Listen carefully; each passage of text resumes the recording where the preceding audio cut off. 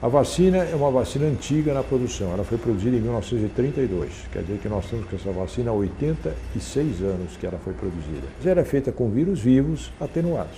Por que é atenuado? Você vai repassando em algumas substâncias para tirar um pouquinho a agressividade desse vírus que causa a doença.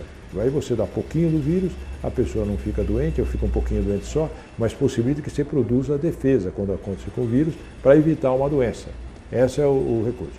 Só que a quantidade de antígeno ou de substância antigênica da vacina que produz a resposta é muito alta, a tal ponto que ela é considerada que você tem 60 vezes mais quantidade de imunogênica do que necessário para a vacina. É uma vacina muito boa em termos de imunogenicidade, mas, por outro lado, porque até pelo tipo de confecção e todas as coisas que acontecem, ela também causa problemas, porque você está injetando o vírus vivo numa pessoa. E quando você faz a vacina, em teste em população normal. A pessoa normal reage de maneira para produzir anticorpos e não ter a doença. Às vezes tem febre, uma coisa, mas fica bom. O que acontece é que parte da população que não está imunitariamente bem, ou perdeu a imunidade pela idade, ou não ganhou a imunidade porque é muito criança, ou pessoas que têm algumas doenças, mesmo imunossupressoras, né? O que acontece? Essas pessoas reagem mal à vacina, porque não têm a imunidade para controlar o vírus vacinal e produzir anticorpos para evitar a doença. Então, algumas pessoas têm a circulação do vírus como se fosse uma febre amarela grave e morrem pela vacina. Isso pode acontecer. É por isso que nós temos muito cuidado. Por que então algumas pessoas, até pessoas mais desavisadas, pesquisadores mais desavisados, falam que deveríamos ter vacinado o Brasil todo há muito tempo, que a febre amarela é uma doença brasileira. Isso foi tentado no passado, quando se percebeu que algumas pessoas que não tinham o menor risco de adquirir febre amarela, vivendo no centro urbano, morreram pela vacina. Então, espera um pouquinho. Se eu não tenho o risco de pegar a doença, vou vacinar para quê se eu posso ter problemas com a vacina? Então, esse foi um grande celeuma que acompanhou a história da saúde pública da febre amarela no transcorrer do século passado para este século, até quando e onde e quando nós devemos vacinar, né, as pessoas. As pessoas que entram numa fila desavisados e começam até mentem em idade porque querem tomar vacina e depois enfrentar filas aí, ou não falam que tem doença de base, nós começamos a ter cada vez maior número de acidentes pela vacina com doenças. Eu falo só da morte, mas tem muitos que têm meningite, tem outros problemas, tem uma doença neurológica chamada síndrome de Guillain-Barré, que a pessoa fica paralisada por um tempo. Então, tudo isso a vacina pode produzir. Então, esse é o receio de você dar desavisadamente.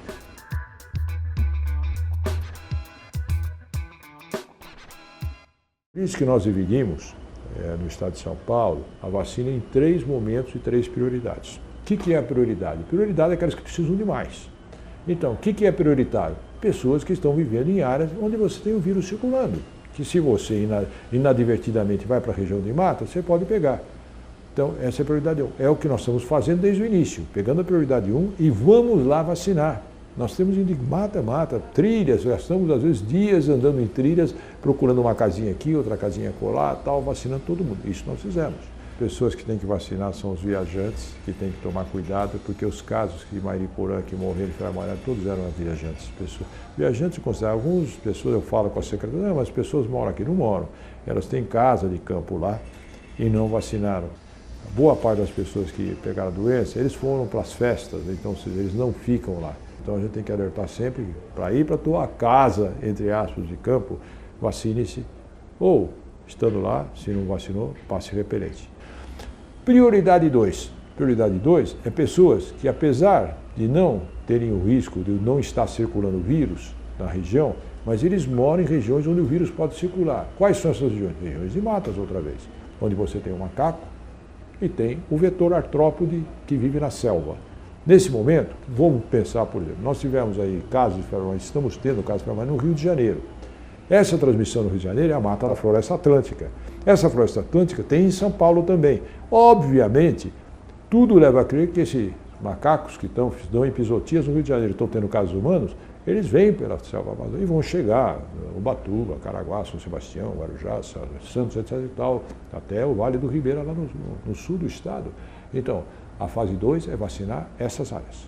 As áreas em que a pessoa provavelmente em pouco tempo pode ter contato com esse vírus. É aí que entra as vacinas que nós começamos agora no fim desse mês a vacinar, a famosa vacina fracionada, que nós vamos pegar uma comunidade grande, pegar milhões de pessoas que vivem nessa fronteira. E a prioridade 3, que essa a gente pode ir devagarzinho, até para evitar uma correria muito grande, que é o que nós queríamos, elas são pessoas que vivem em centros urbanos e que não têm indicação de tomar a vacina agora, porque aí não tem transmissão. Só teria a possibilidade de pegar se viajar para uma região de transmissão. Essa prioridade 3, infelizmente, é a que está sendo correndo, estão nessas filas aí, para vacinar e tomando o lugar das prioridades 1 e 2.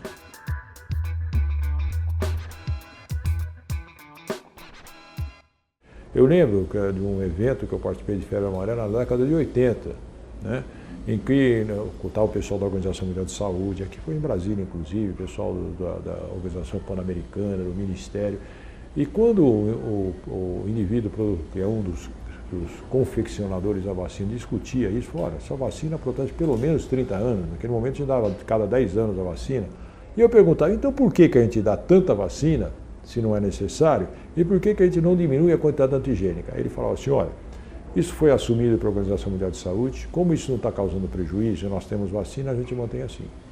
Então, ou seja, era desnecessário tanto a vacinação a cada 10 anos, como era desnecessário manter uma vacina com tanto potencial imunogênico. Então, quando se fala em fracionamento, é em cima de uma lógica já conhecida. Só que para você, nos dias de hoje, para você fazer isso, você só pode fazer isso em cima de dados cientificamente acordados com a sociedade. Então, você faz um estudo. E esse estudo só começou, ainda um número pequeno de casos, há 8, 9 anos atrás. Quando se percebeu, agora, até porque precisa de vacina, abrir um estudo, após 8 anos de alguma coisa, um pouco mais de 8 anos, se percebeu que as pessoas vacinadas nessa época tiveram a mesma proteção do que aqueles que tomaram a vacina integral. Então a vacina validou o uso da vacina fracionada, principalmente perante essa demanda grande e uma produção não tão grande. E mais ainda, é possível, no meu entender, pelo conhecimento que a gente tem da confecção da vacina, que essa dose fracionada proteja pelo mesmo tempo da vacina integral, que não precisa mais tomar a vacina. Eu acho que isso que deve acontecer, mas nós só vamos saber quando nós acompanharmos essas pessoas por mais tempo para saber que ela protege igual ainda por muito mais tempo.